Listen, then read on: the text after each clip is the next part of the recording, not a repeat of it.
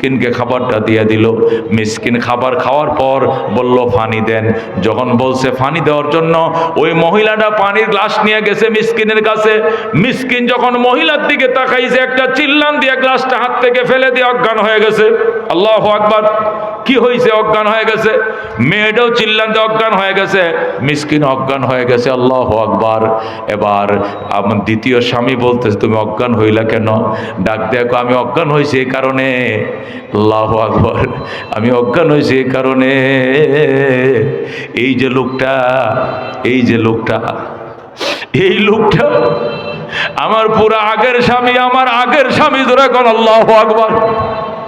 এই মিসকিন তোমার কাছে বিয়ে হওয়ার আগে আমার আরেক স্বামীর কাছে বিয়ে হয়েছিল, ওইটা রাজপুত্র ছিল, ওর ঘরে থাকছিলাম আমি ছায়া দেখে এটা আমার আগের স্বামী। জোরে আল্লাহু আকবার।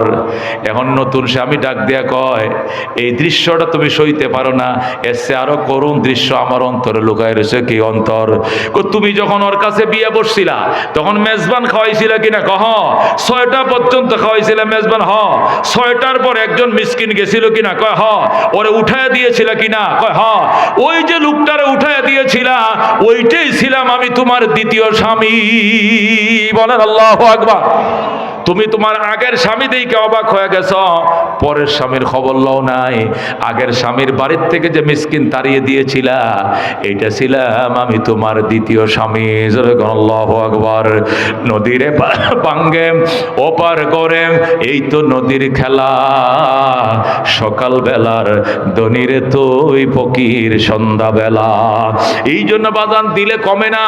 হযরতে মূসা আলাইহিস সালাম তুর পাহাড়ে যাচ্ছিলেন, হঠাৎ করে দেখে রাস্তার মধ্যে এক লোক বসা। ডাক দিয়া কো, আল্লাহর পয়গম্বর কই যান? কই তুর পাহাড়ে যাই। কেন? কো আল্লাহর সাথে কথা বলতে যাই। কত হলে আমার ব্যাপারে একটা কথা বলবেন নি? কই কি কথা? আপনি আল্লাহর কাছে আমার ব্যাপারে বলবেন। আল্লাহ আমারে এত সম্পদ দিয়েছে, সম্পদ রাখার জায়গা নাই। গোয়াল ঘরে গরু রাখার জায়গা নাই, ধানের গোলায় ধান রাখার জায়গা নাই, ছাগলের ঘরে ছাগল রাখার জায়গা নাই, হাঁসের কোয়ারে হাঁস রাখার জায়গা নাই, আলমারিতে টাকা রাখার জায়গা নাই, সুপারি গাছে সুপারি রাখার জায়গা নাই। আল্লাহ এত সম্পদ আমার বাড়ায় দিছে। আপনি আল্লাহকে বলবেন, আল্লাহ যেন আমার নিয়ামত কমায় দেয়, আমি এত সম্পদ সহ্য করতে পারবো না। মূসা আলাইহিস সালাম ডাক দিয়া কয়, লক্ষ লক্ষ উম্মত আমাকে ডেলি প্রশ্ন করে, এমন আজগবি প্রশ্ন করতে জীবনে কার মুখে শুনি নাই, তোমার মুখে শুনলাম। মানুষ শুধু কয় হয় না, হয় না, আর অভাব দূর হয় না, অভাব দূর হয় না।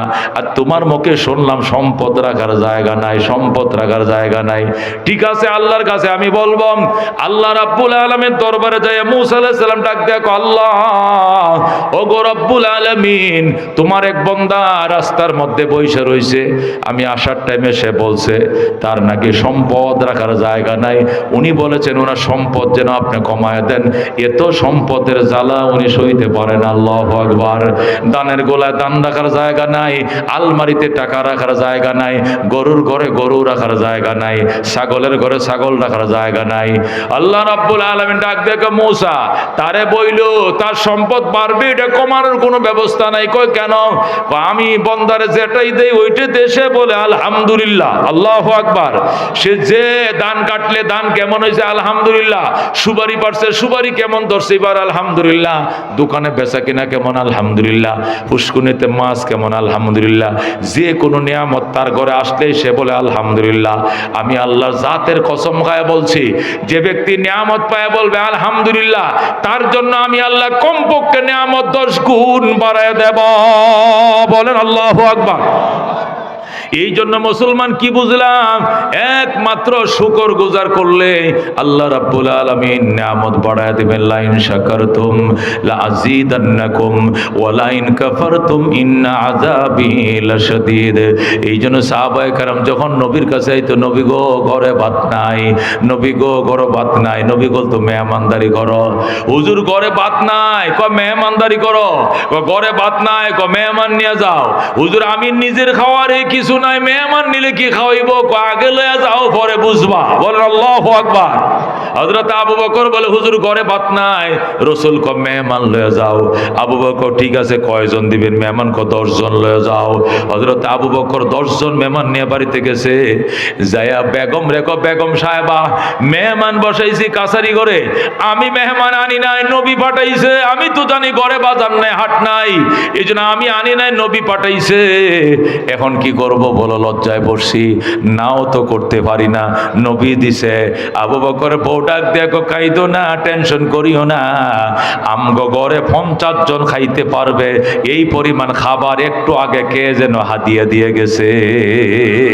আল্লাহু আকবার। হযরত আবু বকর রাদিয়াল্লাহু তাআলা আনহু বলেন, ওই 10 জন মেহমানকে তো তৃপ্তি করে খাওয়াইলাম। খাওয়ানোর পর আমরা ফ্যামিলির যে 10 জন ছিলাম, এরা আরো 10 দিন পর্যন্ত খাইছি, এই খাবার ফোরায় না। আল্লাহ তাআলা এত বরকত আমাদেরকে দিয়েছে। মেহমানা রোজিয়ে খুদ মি খুরাত ওয়াজ গুনাহে মেজবানা মে বোরাত। মেজবানা মেহমানা রোজিয়ে খুদ মি খুরাত ওয়াজ গুনাহে মেজবানা মে বোরাত। এই জন্য নবীরা কোনোদিন মেহমান ছাড়া খানা খায় নাই। প্রত্যেকটা পয়গম্বর মেহমান লয়ে খানা খাইতো। জোরে কোন আল্লাহু আকবার। হযরত ইব্রাহিম আলাইহিস সালাম মেহমান ছাড়া খানা খায় না। আরেকদিন কোনো মেহমান নাই, এরপরে বাজার থেকে এক ফকির ধরে আনছে, আইনা কুল বিসমিল্লাহ, আল্লাহর নামে খা। ফকির কয় মা আকুল বিসমিল্লাহ, আমি বিসমিল্লাহ বলি না। ইব্রাহিম কয় গেট আউট, বিসমিল্লাহ কবি না তুই, পয়গম্বরের সাথে খাইতে পারবে না। যেই মাত্র তারা দিছে, আল্লাহ ডাক দেখো, ইব্রাহিম কাজটা ভালো করো নাই। এই লোকটাকে 80 বছর আগে দুনিয়াতে পাঠাইছি, কোনোদিন আমি আল্লাহকে আল্লাহকে একবার ডাকে নাই, তারপরও তো আমি ডেলি তারে 2 বার পেট ভরে খাওয়াই। ওরে ডাইকা নিয়ে আসো, পাতে বসায় খাওয়াও, আমি আল্লাহ দুনিয়াতে রহমান। জোরে কোন সুবহানাল্লাহ। এই জন্য মুসলমান আমরা তো সামনেরটা দেখি, পিছনেরটা দেখি না।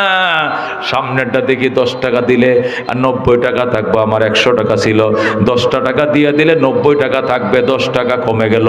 এই যে সামনের কমটা দেখছি, কিন্তু পিছন দিয়ে যে খোদায় 10 টাকার মধ্যে 100 টাকার মালিক বানায় দিবে, ওইটা তো আমি আর দেখিও নাই, বিশ্বাসও করি নাই। কথা কোন ঠিক কিনা?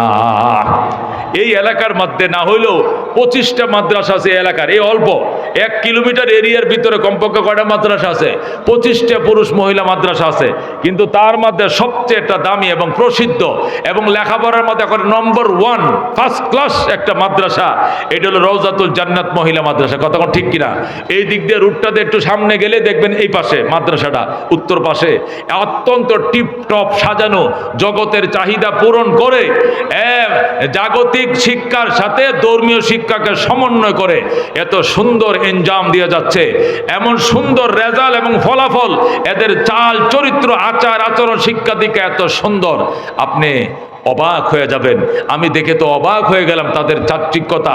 আল্লাহ তাআলা এত সুন্দর সুচারুরূপে প্রতিষ্ঠানটা চালানোর তৌফিক দান করছে। এই প্রতিষ্ঠানের জন্য 1 নম্বর যেটা আপনাদের কাছে চাইবো, সেটা হলো বেশির থেকে বেশি মেয়েদেরকে এখানে পড়তে দেন। কষ্ট করে 6-7 বছর একটা মেয়েকে পড়াইবেন, 10টা টাকা লাগবে না। বড় লোকের ছেলেরা আপনার মেয়েকে বিয়ে করে নিয়ে যাবে, কোনো যৌতুক লাগতো না, হুন্ডা লাগতো না, ফার্নিচার লাগতো না, ফ্রিজ লাগতো না, কিচ্ছু লাগতো না। বড় একটা আলেম এসে আপনার মেয়েকে বিয়ে করে না চলে যাবে। নিজে আলেম হতে পারো নাই, একটা ছেলেকে আলেম বানাইতে পারো নাই, একটা মেয়েকে হইলে আলেমা বানাও।